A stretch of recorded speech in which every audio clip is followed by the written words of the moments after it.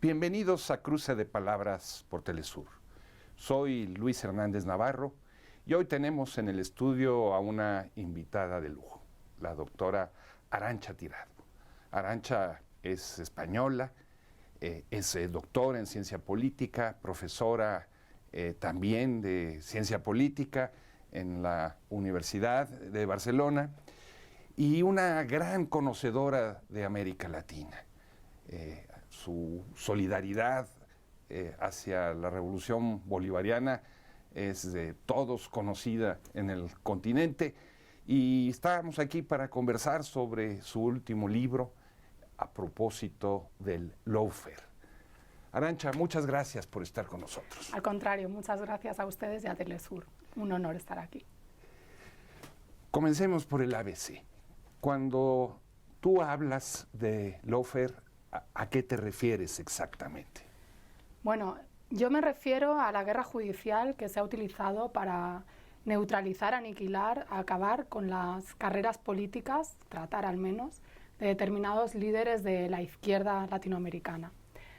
El lawfare es un concepto que tiene un origen en el ámbito militar y que ha tenido diversas interpretaciones, pero en mi lectura el lawfare vendría a ser una táctica bélica que busca, como los golpes de Estado en otros tiempos, como los cambios de régimen, lograr esa sustitución de líderes por vías legales, utilizando la ley para llevar a estos líderes pues, a juicios políticos que están armados sobre casos de corrupción o supuesta corrupción para tratar de impedir que se vuelvan a presentar elecciones, que sigan llevando adelante un proyecto político. Un proceso que arranca en América Latina con el golpe de Estado en contra de Mel Zelaya en Honduras, que luego se va con el obispo Lugo a Paraguay y que se extiende en todo el continente. ¿Es así? Sí, digamos que este tipo de golpes se pueden insertar también en la lógica de aplicación del lawfare, aunque si nos ponemos más teóricos, ¿no? En el debate, incluso pudiéramos ver las diferencias, ¿no? Respecto a los casos de lawfare paradigmático que se consideran los de Lula da Silva, los de Cristina Fernández o los de Rafael Correa y otros funcionarios de otros niveles, ¿no? No quiero decir que solamente afecta a estos presidentes, pero incluso yo me atrevería a decir que tenemos antecedentes con el desafuero que se le hizo a Andrés Manuel López Obrador en el año 2004. ¿Tú dirías que ese proceso en donde el que era el alcalde de la Ciudad de México trató de ser imposibilitado para que participara en el proceso electoral del 2006, que finalmente ganó, al que le hicieron fraude, es un antecedente de esta estrategia de guerra? Sí, yo sí veo elementos compartidos con las características que siempre se destacan en los casos de aplicación del lawfare, ¿no? Como es armar una causa por la vía judicial para aniquilar a un enemigo político, neutralizarlo debido a su potencial político, como se ha visto a posteriori. También el uso de los medios de comunicación, los intereses geopolíticos, no cabe duda de lo importante que es México para Estados Unidos, no solo por los tratados comerciales, sino porque siempre, ¿no? Ha habido una relación muy estrecha y también en términos de seguridad y demás. Y bueno, y esa articulación de oligarquías, tanto nacionales con intereses internacionales, que operaron junto a medios de comunicación donde todo estaba muy imbricado, para pues sacar usando una argucia legal con muy poco recorrido y un caso como muy peregrino para tratar de evitar que López Obrador se presentara a las elecciones. Sin embargo, en aquel entonces esa estrategia no tuvo éxito. Él se presentó a las elecciones, fracasó, digamos, a diferencia del caso de Lula. Sí, efectivamente.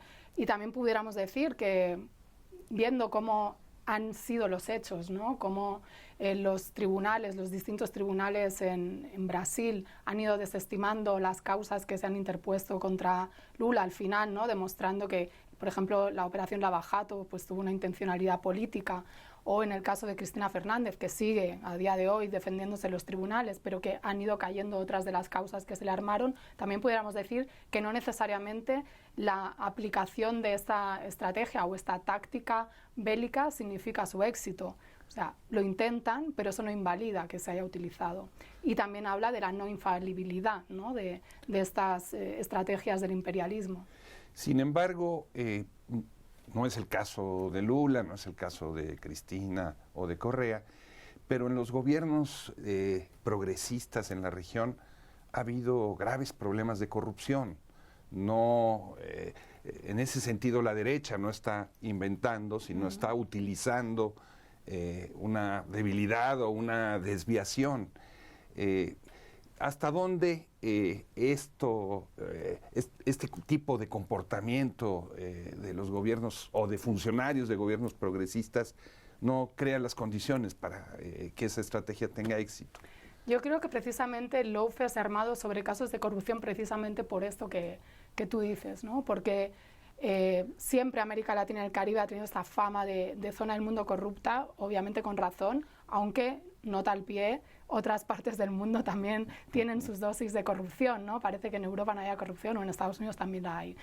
Pero, ¿qué sucede? Es muy delicado porque efectivamente hay casos de corrupción, no seguramente los que armaron contra Lula, no los que armaron contra Cristina, por supuesto no los que armaron contra Rafael Correa, etcétera, etcétera.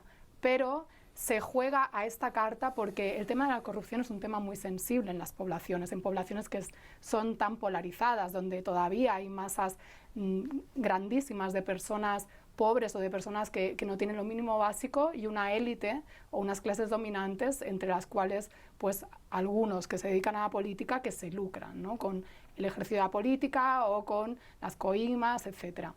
Entonces, no es casual o no es inocente el uso de estas causas de corrupción porque tocan la fibra sensible y además son causas que la lucha contra la corrupción concita el consenso de toda la sociedad. Nadie puede defender la corrupción, ¿no?, salvo que sea una persona cínica o que no tenga ciertos valores. Y también pone en una situación delicada cuando uno argumenta, bueno, denuncia el uso del lawfare y estas causas porque dicen, no, esto lo estáis haciendo para tapar la corrupción de estos líderes, o cualquiera que tiene causas abiertas por corrupción se escuda en que lo están persiguiendo judicialmente para tapar sus casos de corrupción. Yo creo que esto va más allá de esos casos. Hay elementos específicos muy concretos donde hay injerencia también en términos geopolíticos, donde no se sostienen las causas, donde hay un uso de los medios de comunicación, donde hay una presunción de culpabilidad usada por esos medios de comunicación que, como se está demostrando, ¿no?, en los tribunales, por suerte, no tiene tanto que ver con la corrupción como con el hecho de aniquilar, ¿no?, a un enemigo político. Y en el caso de Andrés Manuel López Obrador, cuando el desafuero, bueno, ahí no pudo ser por corrupción porque obviamente él se había destacado siempre por la lucha contra la corrupción, fue por otros motivos, pero bueno, que el hecho de la corrupción sí coincido que no tiene que servir el lawfare para tapar, obviamente, los casos de corrupción en los que puedan incurrir pues mandatarios o funcionarios de la izquierda.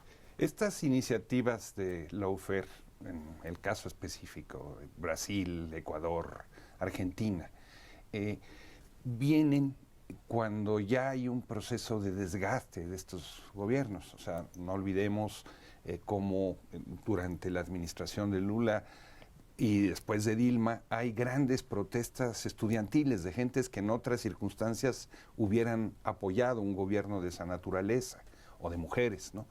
Y lo mismo sucede con Correa, por ejemplo, con el movimiento indígena o con los sindicatos magisteriales, grupos obreros que están enemistados de origen.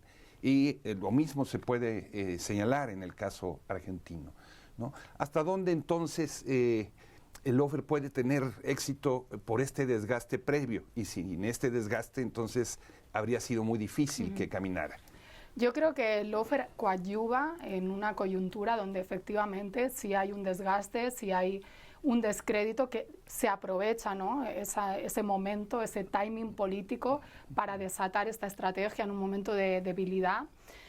y se condiciona la opinión pública, es decir, existe una insatisfacción, a lo mejor unas expectativas no resueltas, toda una serie de contradicciones en todos los procesos, lo sabemos, pero si no hubiera habido estas causas, quizás eso se hubiera canalizado de otra manera, hubiera habido la posibilidad de que estos gobiernos o estos líderes se defendieran o pudieran continuar con sus mandatos sin haber esta alternancia que ha sido tan brutal, ¿no? En algunos casos, desde muchos puntos de vista. Y también, bueno, porque ha supuesto estas persecuciones, situaciones como la de Rafael Correa, ¿no? Que no puede prácticamente regresar a Ecuador por estas alertas rojas y entonces esto también impide que estas personas, por la presunción de culpabilidad, se puedan defender y que una vez se ha establecido esa mancha, sea muy difícil quitarla, aunque se vayan desmontando en los tribunales los casos. Entonces, bueno, nuevamente es un proceso complejo, es decir, hablar de esto no significa negar lo otro, y también yo creo que harían bien los mandatarios en no solo enfocar a estas cuestiones externas, que es importante denunciarlas, y a también asumir la autocrítica. Lo que pasa es que es muy difícil hacer autocrítica cuando estás en una situación de guerra, como sabemos bien, ¿no? Sea en el caso de la Revolución Bolivariana, sea en cualquier proceso revolucionario o reformista que se dé en América Latina. O sea, es muy difícil, es la mentalidad de ciudad sitiada, ¿no? O sea, cuando estás sitiado, pues cualquier crítica parece una traición. Acabas de señalar el caso de Venezuela, ¿no? Donde también hubieron intentos de lawfare. Sin embargo, allí no caminó. ¿Cuál sería, desde tu punto de vista, la razón por la que en un caso se pudo frenar y en los otros sí avanzó? El caso de Venezuela es todavía más complejo porque para mí Venezuela es el ejemplo paradigmático de la guerra híbrida por todos los frentes contra un proceso revolucionario. Perdón, cuando hablas de guerra híbrida, ¿cómo se le explicarías a quien no está familiarizado con el término? Bueno, la guerra híbrida es una manera de llevar a cabo la guerra, hoy en día en el siglo XXI, un término que se ha popularizado y que implica la lucha en todos los ámbitos, o sea redes sociales, sea prensa, sea en tribunales internacionales, sea también con incursiones bélicas, paramilitarismo, guerra simétrica, de todo, ¿no? Entonces, el caso del intento de lawfare, porque sí se ha llevado a Nicolás Maduro ante los tribunales, sí se intentó hacer como unos tribunales paralelos, ¿no? Igual que se hizo este gobierno paralelo de Guaidó, se intentó pues hacer una fiscalía paralela en el exilio, etcétera. Yo creo que no ha tenido más recorrido porque han apostado también por tácticas de trazo grueso, o sea, muy evidentes. Entonces, el uso de la ley para neutralizar al enemigo es algo que también tiene que ver con no dejar huellas de tu crimen. Y esto, o sea, lo que se ha hecho en Venezuela en realidad es muy burdo. O sea, es un nivel de impunidad que yo creo que también tiene que ver con el perfil que tiene la oposición venezolana. ¿Te parece si vamos a una pequeña pausa? Amigos, amigas, no se vayan. Volvemos en muy breves instantes.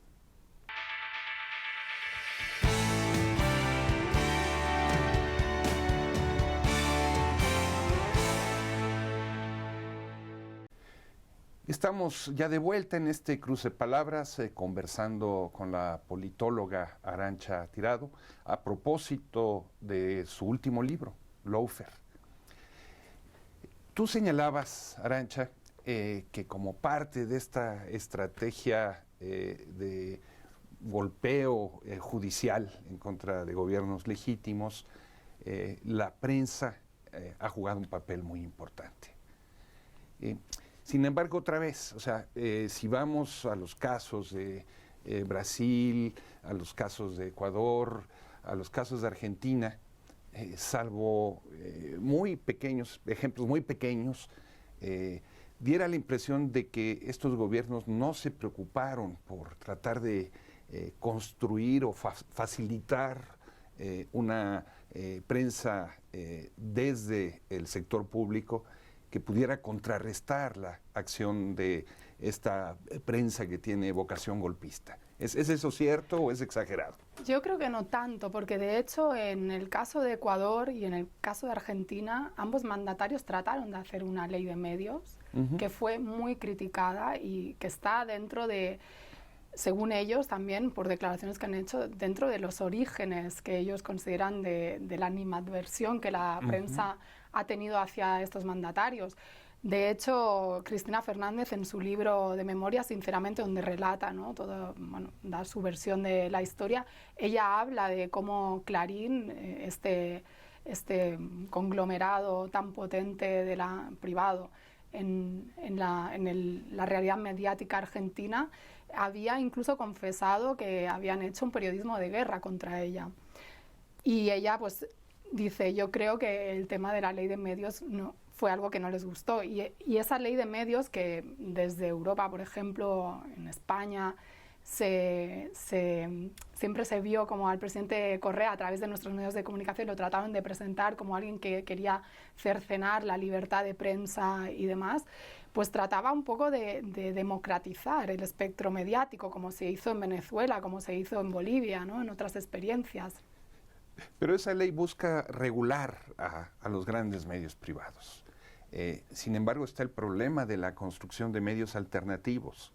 Ahí es donde diera la impresión de que hay un hueco, o estoy juzgando mal. Sí, puede ser. A mí me falta más conocimiento preciso, ¿no?, de la realidad mediática de estos países. O sea, conozco mucho más la de Venezuela, la experiencia de Venezuela, pero también me parece que, aunque en Venezuela se hizo un poco así, casi por decreto y demás, eso tiene que ir unido a un proceso que por abajo pues tenga las condiciones para que la gente quiera hacer, ¿no?, radios comunitarias, medios. Obviamente el Estado ayuda, pero siempre está este peligro, y lo sabemos bien, ¿no?, entre la independencia, la cooptación y demás.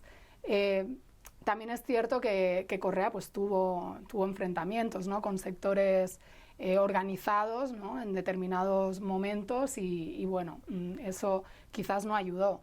Pero en términos generales yo creo que la historia se explica más por esa clase dominante que tiene también participación o que tiene una posición privilegiada en el espectro mediático y que ve a estos gobiernos que le están haciendo un ataque y, bueno, tira adelante toda una serie de baterías para ayudar a una estrategia, para ayudar a desprestigiar, o lo que algunos han llamado el asesinato civil, ¿no?, de la imagen pública de estos líderes. Acaban de pasar la primera ronda de las elecciones en Brasil. El presidente Lula ganó por un pequeño margen, ¿no?, unos 4 o 5 puntos, pero Bolsonaro tuvo una votación mucho mayor que la que las encuestas le daban. Y la derecha y la ultraderecha brasileña lograron posiciones muy importantes en el Senado, en la Cámara, en los estados, en fin. ¿Tú dirías que esta correlación de fuerzas en Brasil, este avance de, no sé si llamarlo realmente fascismo o a quienes votan por Bolsonaro, este avance tiene que ver con esta estrategia de lawfare o tiene otro tipo de explicaciones? No, yo no lo vincularía tanto al lawfare. Yo creo que esto es un fenómeno que se está dando internacionalmente.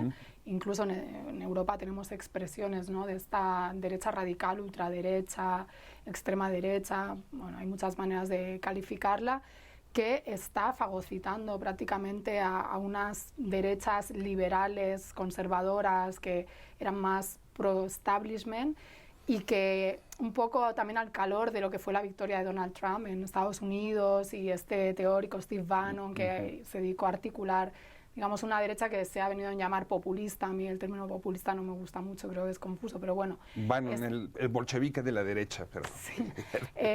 Es más bien una derecha que responde a este tipo de lógica, ¿no?, que bebe más como de estos referentes y que se ha hecho fuerte utilizando unos métodos que, bueno, son una guerra sucia, sin decir que no se han beneficiado del lawfare, por supuesto que sí. No, podemos recordar que el juez Moro, ¿no?, uno de los que implicados en llevar a Lula a la cárcel, fue ministro de Interior, creo que es, de Bolsonaro, ¿no?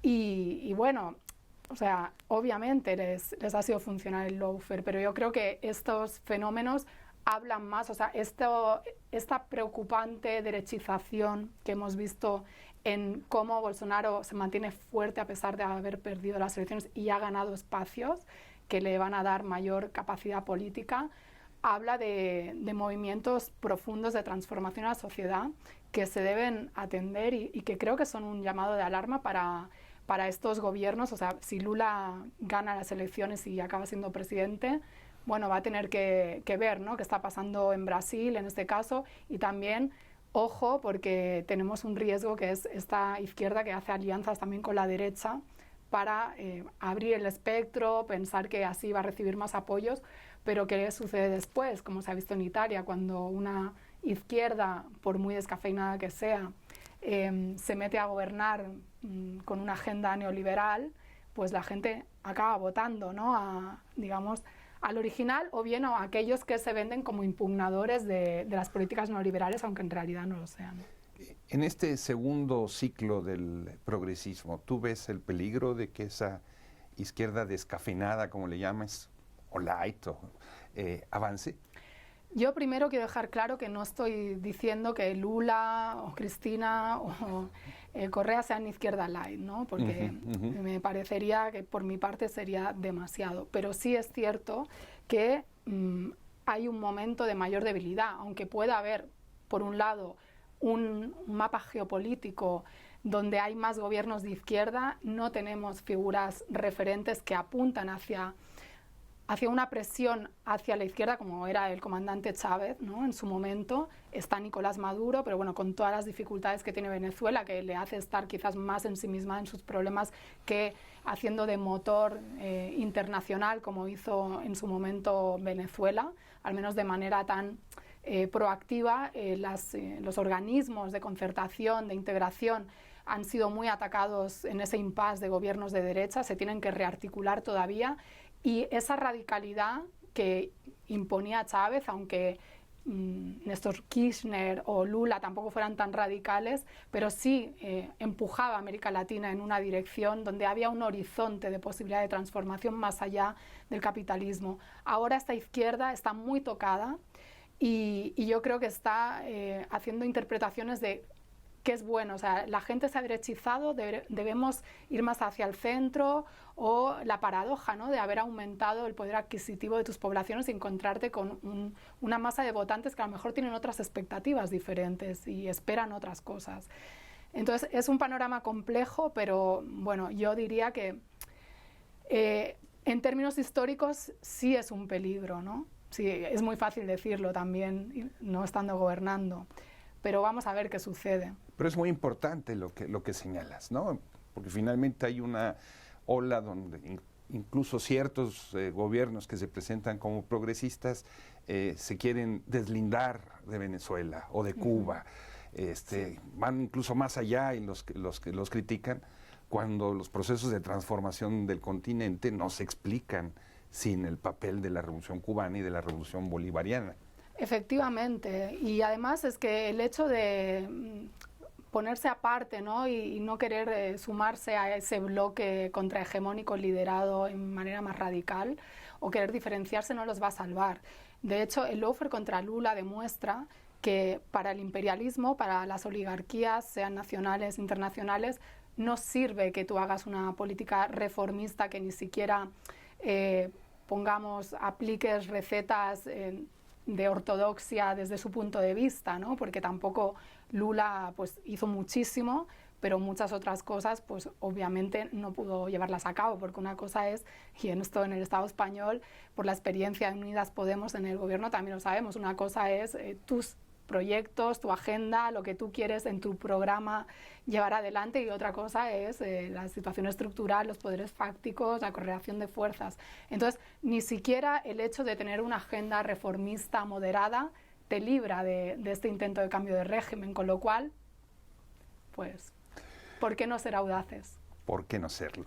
¿Cómo ha sido recibido tu libro, Arantxa? Pues no me puedo quejar, es un libro que en el Estado español yo creo que ha sido leído. Ahora cada vez más, por desgracia, también se ha puesto de moda este término del lawfare, y con toda la persecución judicial a los integrantes de Podemos, también al independentismo catalán, pues yo creo que hay gente que busca, ¿no?, entender, aunque el libro aborde principalmente las experiencias latinoamericanas, pero siempre se puede aprender, ¿no?, aunque algunos españoles piensen que lo que pasa en América Latina no tiene nada que ver ni nos afecta. Y luego hemos tenido, bueno, ha habido coediciones aquí en México, con la Cámara de Diputados, se ha publicado también en Venezuela y va a salir próximamente en Cuba, que me da mucho gusto porque eso implica que las poblaciones de estos países van a poder acceder al libro de manera pues más económica que si se vendiera directamente por acá en España. ¿Qué tanto trabajo te costó elaborarlo? Porque es un libro que tienes que hacer sobre la marcha, cuando las cosas no terminan de suceder todavía. Sí, bueno, años de trabajo, porque ahí está cristalizado pues toda una investigación, trabajo previo, y luego sí, efectivamente hay toda esta parte de dificultad de que estás analizando acontecimientos, como diría Walter Martínez, en pleno desarrollo, que incluso los hechos van transformando tus propias reflexiones, incluso tus propias conclusiones. Habrá quien diga, bueno, pero estos casos, que ahora Lula vaya a ganar las elecciones o que Cristina ahora esté considerada por algunas encuestas como la primera candidata que ganaría las elecciones, primero en las primarias, ¿no?, del peronismo y quizás en las elecciones en su país, pues habla de que al fin y al cabo el lawfare no hace tanto daño, ¿no?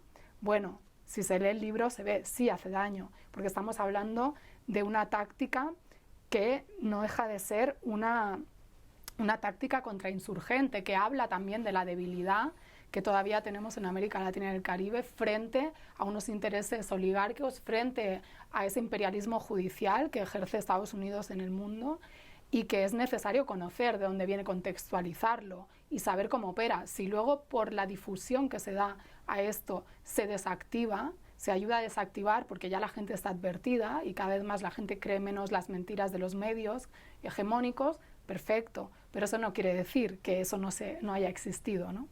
Arantxa, muchísimas gracias por estar con nosotros. La guillotina del tiempo nos obliga a despedirnos. Un gusto, muchas gracias a ti. Amigos, amigas, muchas gracias por su amable compañía. Ya saben, los esperamos la semana que viene aquí por Cruce de Palabras por Telesur. Hasta la próxima.